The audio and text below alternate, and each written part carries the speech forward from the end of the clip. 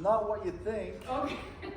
It's actually annual kochia's ugly, well, I would say it's better cousin. It's actually a perennial. So if you think annual kochia can get any worse, think of it as a perennial. But it's used in rangeland settings in kind of pretty degraded sites in Utah, Idaho, Nevada, pretty barren wasteland areas that it establishes well, and it stays green late into the year, which provides a good source of forage for cattle late in the season. So it's originally from Uzbekistan, was brought over, and it doesn't spread like annual kochia because it has a big taproot, so it doesn't blow anywhere. So that solves that problem.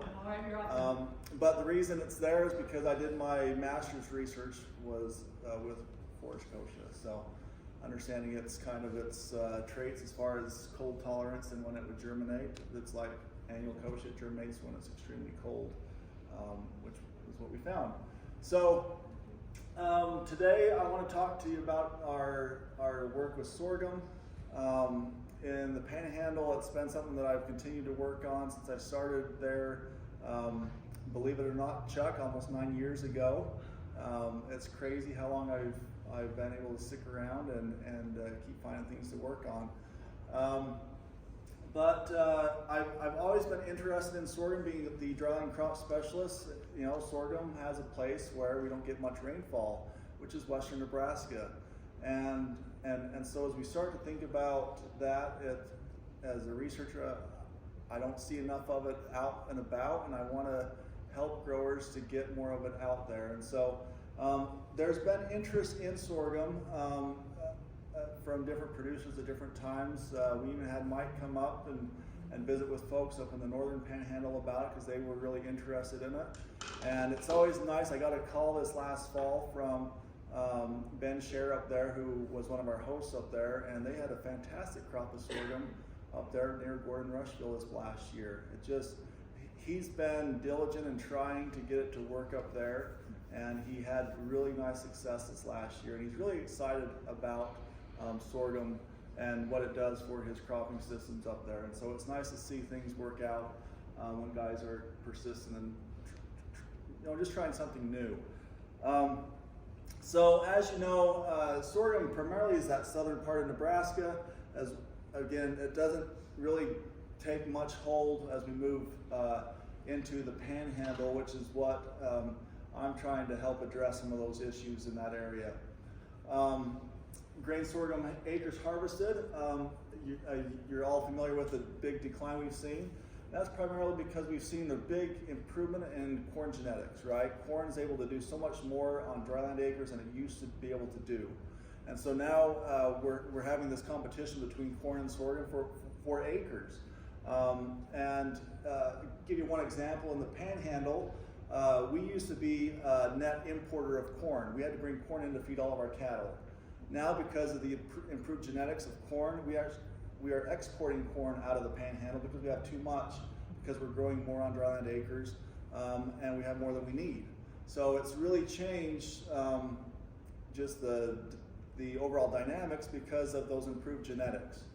And I'd like to see some of those improvements in our grain sorghum to try to keep up. And we do see a little bit of that. We have seen continued increases in yielding the grain sorghum over time. And that's what we would expect with almost any crop. But are we keeping up with corn, and are we able to properly compete with it? When we get to water use, of course, grain sorghum has the advantage over corn. Especially early on, it's able to produce grain earlier with fewer inches of water. But at some point, as you see on this chart, corn is able to outkick it. It gets ahead of it if it has the right conditions, the right water. It's able to out-yield it and do a lot better. And that's where, depending on the year and the situation, we might see grain sorghum will do better some years. If conditions are right, the corn will do better. It just depends on the amount of rainfall that we get in a given year. So this is kind of illustrated by this example here. This is some work done out of Kansas. And you see on the grain sorghum on the left, grain sorghum will start down in the Kansas area. It started to produce water, or it started to produce grain at 7 inches of water. It might not be very much grain, but it will produce grain at 7 inches of water. If you look at the corn on the right-hand side, it takes 11 inches of water to produce corn. So again, that advantage, that lower water, that drier environment, it favors sorghum, okay? However, if you start looking at the yield, for each inch of water we get 9.4 bushels of yield for the grain sorghum. And then if you look at the corn, it's 13.3 bushels. And so if we go back to that previous chart where the corn was able to outrace the sorghum, that's what happens, okay? We get more water, and that increased yield that we're getting in the corn eventually is going to overtake the sorghum, and that's why we see that higher yielding potential with the corn, because it's able to produce more per inch of water once it's able to produce grain. And so that's kind of the competition we have. You know, where does sorghum best fit for us? How can we best use it? Again, for our drier environments and for our drought years, sorghum has a real place, or should have a place, in most of our crop rotations.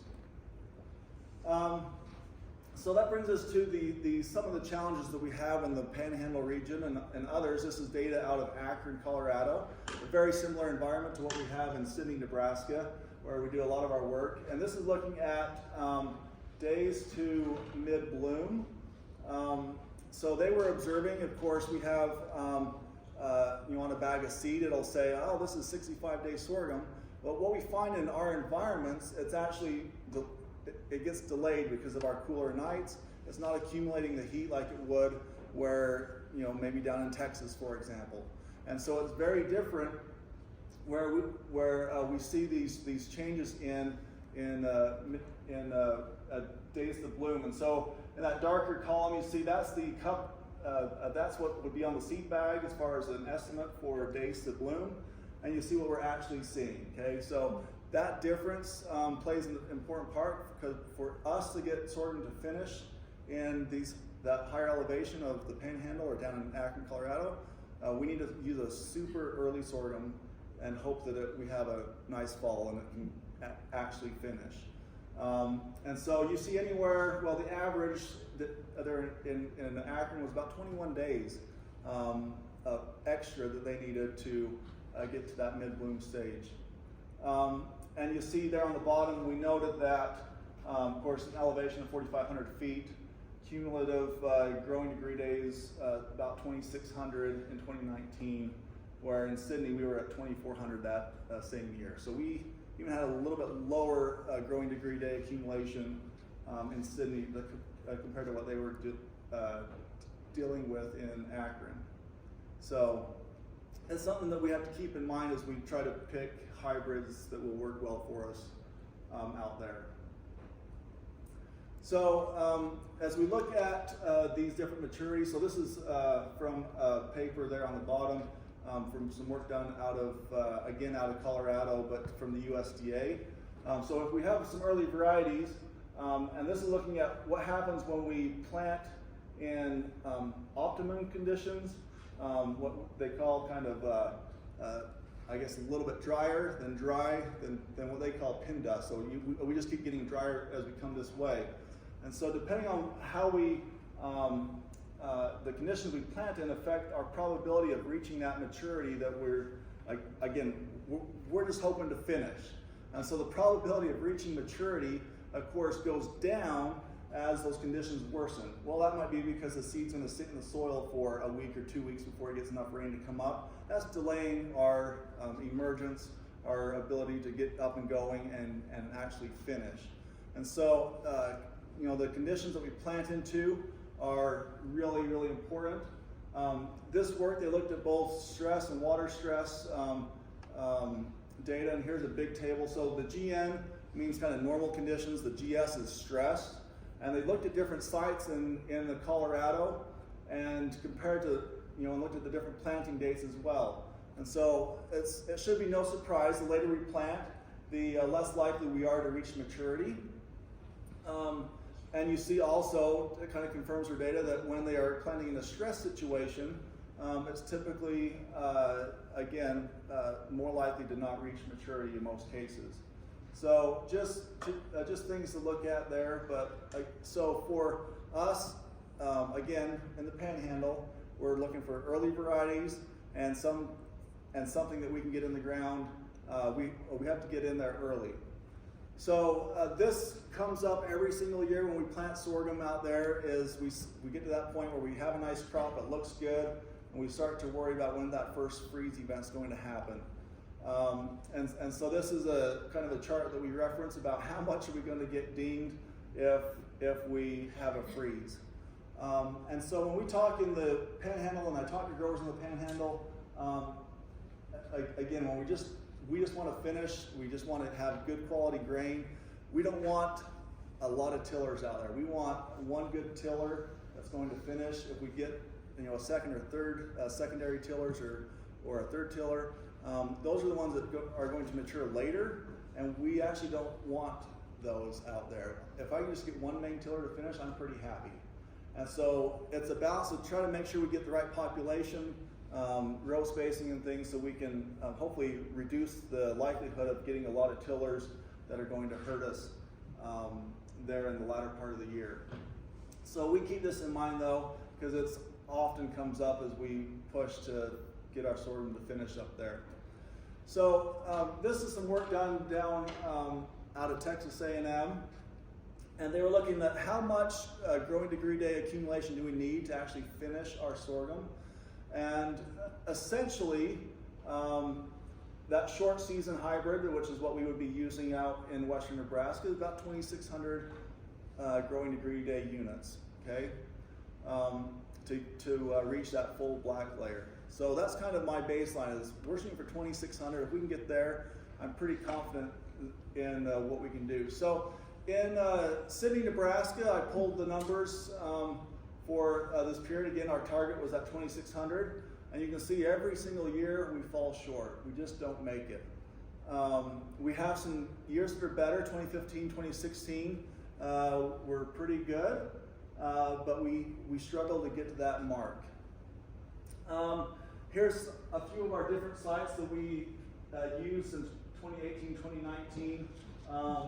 HPAL is there at Sidney, Banner County, and then that site up in Rushville as well. And you see in that Rushville site, 2,100 units, growing degree day units in 2019 is just not going to get us finished. And that's the challenge that we're up against. However, you will see Grant on the bottom, 2019, so same year, almost 2,900 units, which is really impressive. If you know anything about geography or how our state's laid out, the difference, the distance between Grant and Sidney is not very much. What does it take? Maybe 50 minutes to get there between the two in a drive. It's not very far away, but a big difference that year in the heat that we were able to accumulate. So we had a trial at Grant that year. We had the same trial in Sidney. In Grant, this is kind of the details there. They planted in May 17th, harvested November 3rd. They had two different planting dates, which is good. It looked pretty, turned out well. And if you see, just looking at the yields, nice strong yields. In general, up over 100, which is what we like to see. A little bit of a benefit for the narrower rows over the 30-inch rows. But again, the biggest thing is they had a strong crop. It looked good. It did exactly what it was supposed to do, and this is what we get excited about when we have sorghum out in the field. We jump ahead to my trial in Sidney. A lot of the same hybrids, entries, and my yield was not so good. So again, not very far apart, very similar, really as far as rainfall. The biggest difference was just the amount of heat. We did not get near the heat. It just killed us. And so that's the risk that we run when we're growing grain sorghum. What's the elevation difference between Grant and Sidney? We are at in Sidney about 4,300, okay. And Grant, Chuck, I don't know if you know off the top of your head. Chuck will look. But so this was from 2015, and Chuck, when you get it, just holler it out. But we had this for me at Sydney. This would be a good year. If I can get around 75, 80 bushel, I'm pretty pleased. And then this is what I can get when, if I get that 2,500 GDDs. So that's good for me, and I get excited about that kind of sorghum in western Nebraska. 3,400. 3,400. Yeah. So we still do a research plots of sorghum every single year. Last year, well, not last year, 2022, we've already switched years. Really, really dry. It shouldn't be a surprise. Even our sorghum struggled in those conditions because we had literally no rain. It still did push, some heads in a few plots, but really, really poor as far as conditions go. This was some of the work of a student. This is Rafael. He's from Brazil. He's excited about sorghum, and he's doing a master's project now with us in sorghum because he likes the crop a lot. And his project is to look at cold tolerance in sorghum with the idea that if we can plant our sorghum earlier, we can start that clock of generating or accumulating those growing degree day units. So what he did was he went and found a lot of plant material from primarily from the UNL breeding program that has sourced stuff from all over the world. And then we have a few checks from some of the that are commercially available already. He planted the first part of May, the first part of June, and this was at the High Plains Ag Lab there in Sydney again. So pretty straightforward. He would go out and do ratings. The early planted stuff is on the left, the later planted stuff is on the right, about the difference you would expect. And he would go out and do his stand counts and emergence notes and everything out there. Again, with the idea that we want to try to find those lines that hold up well to the cold. He hasn't analyzed all the data, but he has done some of it here. And so the emergence days, or the heading days after emergence, was significantly different, as well as a panicle count for the experimental lines. So this is the kind of a summary of the results. We'll start up in the top left there, the heading date. The white bars are from the early planted dates, and the red are the on-time planting dates. And so it shouldn't be a surprise that early planted stuff, it actually took a longer period for it to head because it was, again, it was not accumulating a lot of heat to begin with through the month of May. And so that's what we would expect. Now what we would like to see is we would like to see that get shorter over time and not require so much. You do see though that the commercial checks were a little bit stronger. And that's what we would kind of expect. And you'll see that through these other bars as well, or these other graphs, is that the commercial checks tend to hold up pretty well. Again, they have been, they're far more advanced, and cleaned up and I guess ready to go. If you look at the panicle size of the two, we do see again on the right, the commercial checks actually did really, really well compared to anything we had in the experimental groups. Down on the panicle count, again, the commercial checks did well. So if you take the size and the count, you can guess, we don't have the actual yield data, but you would guess that the commercial checks did better than anything that we could throw at it with the experimental lines. And I think what we were hoping is we can find some type of a trait or something buried in one of these experimental lines that would hold up well to the type of weather that we have in western Nebraska, that we could then try to move forward through development. And of all the lines we've looked at, again, this is all grouped together. I wouldn't be able to say if there was one line that stood out yet. but our hope is we can find something, at least a trait or something that we can use to improve our available hybrids. Cody, did you check soil temperatures when you did it, or did you just use a set date? Just a set date. What's a normal soil temperature for y'all when you You know, I'm not sure exactly. We typically try to get our sorghum in out there either the very end of May or the first week of June. Is when we try to put it in the ground. Okay. I'm not exactly sure what our temperature is at usually though. I've always heard 60s pretty. Yeah.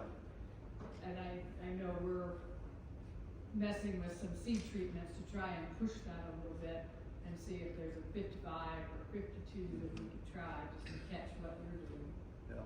But Yeah, you can certainly push it. I mean, and some people do. You know, Yeah. 56 is not unusual. 55, it's just typically going to be slower in coming up. okay. That's.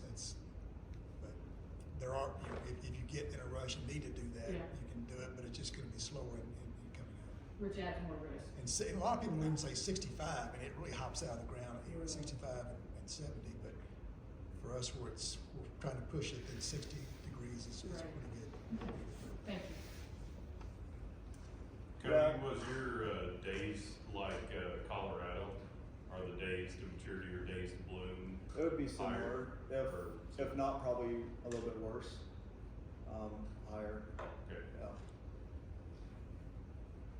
And I think one of the challenges is one of the challenges that we face is we're kind of fringe acres, right? And so companies are releasing, you know, they're putting all their work and effort into, developing lines for the greater area that grows sorghum, and we're off to the side.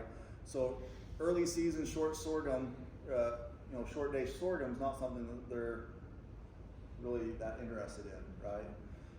And so it's kind of up to us to, like folks like myself, to find something that might be promising, that because nobody else is going to come out to the panhandle of Nebraska and say, hey, let's plant some sorghum out here. And so we got what we could from the UNL program. I've tried to get stuff from the USDA and haven't been successful. They say that they have cold tolerant material available. Of course, they're in Texas, so cold to them might be very different than the cold to me. But bringing that stuff, whatever we can find, and getting it up and putting that out in a real world situation and seeing how it does is what I'm trying to do, so that we can, if there is something, I'd like to find it so we can try to move forward with it. So just kind of the take-home messages is I still believe in grain sorghum. I think it can do really well in our situation, especially when we have hot and dry weather. That's bread and butter for sorghum, and unfortunately we don't always know what the weather is going to do on a given year. And so I like corn when I think we're going to have corn does well when it's cold and it's going to dry. We might have an early freeze. Corn's a safe bet because it can handle that cold weather a lot better than the sorghum can. Our limiting factor is the heat. So maybe sorghum's, it's one crop that's going to benefit from a little bit of global warming, I guess, because it will do better as we get a little bit warmer, especially in the panhandle. We must plant the earliest sorghum we can find to make it work out as we move farther west. And then like we talked about, add 15, 20, 25 days to our sorghum if you're trying to play that game and decide how early you can go. And we just have those continued efforts to find something that's going to work out here. And so the stuff we're doing is unfunded. We're doing it because we are excited about sorghum. It's just something that we are doing because it's of interest to some of our growers out there, and we're trying to help where we can help. We've done work in the past looking at seeding rates, fertility, and other things, knowing that if we can get the agronomic side of things figured out as far as what's the best population, what's the best seeding, row spacing and things, That'll help us to reach maturity quicker as well. To have everything has to be pretty well a well-oiled machine to make it work out there in that area. So I think it still has a future. We just need to keep working on it. So Have you done some work with starter fertilizer? we have, yeah. So with that, Yeah, and on the fertility side, same thing we've seen is that if we're lacking anywhere, it's going to delay our days to bloom and things like that. So the fertility program has to be on point. The population, like I talked about earlier, we have to have the right population so we don't throw a whole bunch of tillers if we get good conditions. Things like that, we just have to be kind of where we need to be just so we can finish. With a lot of short season stuff, when I think of the short season, for us, I think of it as a second crop.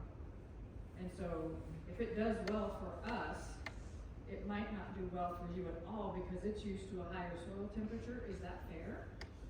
Or can you take one that's a short season that is doing really well here and say, should do pretty good there? Right. Or do you think those are, as a double crop, do you think it has merit? You're right in the fact that, there are a lot of sorghums that are used as double crops, but again, I think not all short seasons do well for us out there either. And so they all act a little bit different. That 28E has been around forever, and it still is one of the go-tos for us out there, which, you think about corn hybrids, they don't stick around very long. But there really hasn't been much that can outdo that one, mostly because it's not good, but it's just that companies aren't putting all their resources in developing stuff for our environment, really. And again, I think there's stuff out there, we have to find it, and we have to do the lifting to get it done. It's the same thing with a lot of herbicides. There's a lot of herbicides are available for minor crops.